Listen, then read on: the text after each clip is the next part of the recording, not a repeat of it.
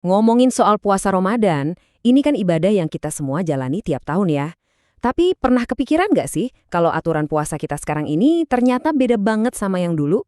Sejarahnya itu penuh dengan perubahan yang jujur aja cukup mengejutkan. Dan dalam beberapa menit ke depan, kita akan bongkar sama-sama gimana puasa Ramadan berevolusi sampai jadi seperti yang kita kenal hari ini. Oke, langsung aja nih ke pertanyaan yang paling bikin penasaran. Bener nggak sih, dulu itu umat muslim puasanya bisa hampir 24 jam? Kedengerannya berat banget ya. Nah, untuk menjawab ini, kita harus mundur sedikit menelusuri sejarahnya dari awal mula. Ini dia nih, peta perjalanan kita buat ngungkapin semuanya. Kita bakal mulai dari tradisi puasa bahkan sebelum Islam datang. Terus kita lihat, apa sih puasa wajib pertama umat Islam? Lalu, masuk ke momen turunnya perintah Ramadan dan gimana beratnya tantangan di awal-awal penerapannya. Nah, disitulah kita akan nemuin jawaban soal puasa 24 jam itu. Terakhir, kita akan lihat gimana rahmat Tuhan datang untuk menyempurnakan ibadah ini. Yuk, kita mulai? Oke, pertama-tama kita perlu tahu dulu nih, kalau konsep puasa itu sebenarnya bukan hal yang baru banget di Islam. Ibadah menahan lapar dan haus ini udah jadi sebuah praktek ketaatan yang dilakukan oleh para nabi dari zaman dulu banget, selama berabad-abad. Coba kita lihat di lini masa ini, tradisi puasa ini akarnya udah dalam banget. Dimulai dari Nabi Adam, lalu ada Nabi Nuh yang berpuasa sebagai rasa syukur setelah selamat dari banjir bah. Ada juga puasa Nabi Daud yang terkenal, sehari puasa, sehari enggak.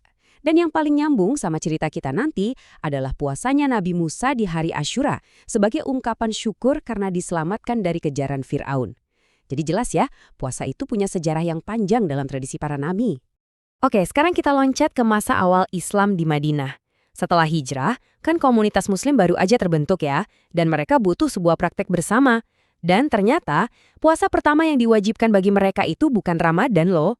Jadi ceritanya, pas Nabi Muhammad tiba di Madinah, beliau lihat nih komunitas Yahudi di sana lagi pada puasa. Tentu beliau bertanya, kalian puasa apa hari ini? Mereka jawab kalau ini adalah hari di mana Tuhan menyelamatkan Nabi Musa dan kaumnya dari Firaun. Jadi, mereka berpuasa sebagai bentuk syukur meneruskan tradisi nenek moyang mereka. Nah, dengar jawaban itu, Nabi Muhammad langsung menegaskan, wah, saya ini lebih berhak atas Musa daripada kalian. Karena sebagai nabi, beliau merasa punya ikatan yang lebih kuat. Jadi, beliau pun menetapkan puasa Asyura sebagai puasa wajib pertama bagi umat Islam. Ini adalah langkah penting yang menghubungkan komunitas baru ini dengan tradisi agung para nabi terdahulu. Jadi, selama kira-kira 1,5 tahun, umat Islam itu puasa Asyura sebagai kewajiban. Tapi, di tahun kedua Hijriyah ada momen yang super penting. Sebuah momen di mana wahyu turun dari langit dan mengubah praktik ibadah umat Islam untuk selamanya. Nah, ini dia ayat kuncinya. Perintah ini secara resmi mewajibkan puasa bagi orang beriman. Coba perhatiin deh kalimat, sebagaimana diwajibkan atas orang-orang sebelum kamu. Ini kayak penegasan lagi kalau puasa di Islam itu nyambung sama tradisi nabi-nabi terdahulu. Dan gak lama setelah ayat umum ini, turun ayat berikutnya yang secara spesifik menunjuk bulan Ramadan sebagai waktu pelaksanaannya. Jadi perubahannya jelas banget ya. Puasa yang tadinya wajib di hari Asyura, sekarang pindah jadi wajib puasa sebulan penuh di bulan Ramadan. Terus puasa Asyura sendiri gimana? Statusnya turun dari wajib menjadi sunnah atau sukarela, sebuah pergeseran syariat yang sangat fundamental. Tapi ngejalanin puasa Ramadan pertama kali itu sama sekali nggak gampang buat para sahabat. Tantangannya itu, wah, luar biasa berat. Benar-benar menguji iman dan fisik mereka sampai ke batasnya. Coba deh kita bayangin posisinya. Ramadan pertama itu jatuh pas musim panas yang panasnya minta ampun di Arab.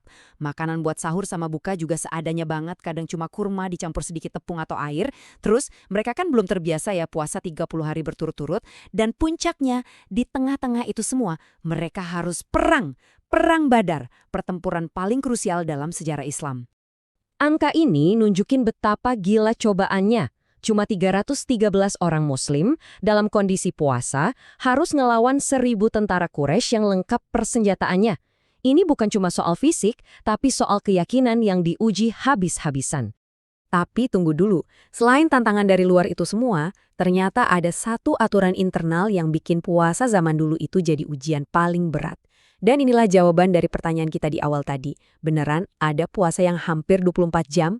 Jawabannya, ya bisa dibilang begitu. Nah, ini dia perbedaannya. Lihat deh, aturan awalnya itu bener-bener berat. Mereka cuma boleh makan dan minum dari maghrib sampai waktu sholat isya. Bayangin sebentar banget kan? Dan parahnya lagi, kalau ada yang ketiduran sebelum sempat makan malam, ya udah, dia harus lanjut puasa lagi sampai maghrib besoknya. Tanpa sahur. Jadi ya, cuma karena kecapean sedikit aja, bisa-bisa puasanya jadi hampir 24 jam penuh. Dan kisah ini nih yang jadi pemicunya. Ada seorang sahabat namanya Qais bin Sirma. Beliau ini petani, kerja keras seharian. Pas pulang buat buka puasa, ternyata istrinya belum selesai masak. Karena udah capek banget, Qais ketiduran. Akibatnya, dia kelewatan waktu makan yang sempit itu dan terpaksa harus lanjut puasa besoknya tanpa makan apa-apa. Bisa ditebak, besoknya pas lagi kerja, badannya udah nggak kuat dan beliau pun jatuh pingsan. Kabar soal Qais yang pingsan ini akhirnya sampai ke Nabi Muhammad. Dan subhanallah, kejadian yang menimpa seorang petani biasa ini justru jadi sebab turunnya wahyu baru. Wahyu yang membawa rahmat dan kemudahan, yang menyempurnakan aturan puasa jadi seperti yang kita kenal sekarang. Dan inilah ayat yang mengubah segalanya.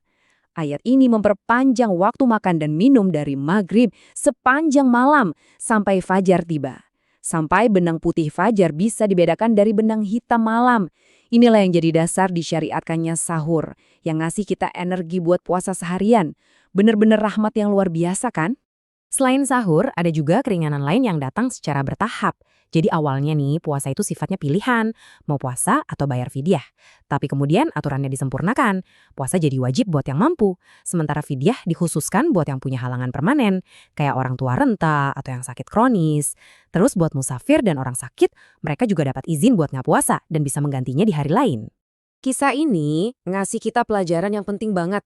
Saat peristiwa Fathul Mekah, Nabi dan pasukannya kan lagi dalam perjalanan berat sambil berpuasa. Nah, Nabi kemudian sengaja berbuka puasa di depan semua orang untuk ngasih contoh dan menyuruh semua orang ikut buka. Tapi, ada aja beberapa orang yang kekeh mau lanjut puasa. Dan Nabi menyebut mereka orang-orang yang tidak taat. Ini nunjukin kalau menerima keringanan dari Allah itu juga bagian dari ketaatan. Tuhan tidak ingin menyusahkan kita. Jadi, setelah kita telusuri semua sejarah ini, gimana cara kita mandang puasa sekarang? Mungkin jadi beda ya. Mengetahui kalau puasa yang kita jalani sekarang ini adalah versi final, yang udah disempurnakan, yang penuh rahmat dan kemudahan, harusnya bikin kita jadi jauh lebih bersyukur. Ini ngingetin kita kalau tujuan puasa itu bukan buat nyiksa diri, tapi buat mencapai takwa.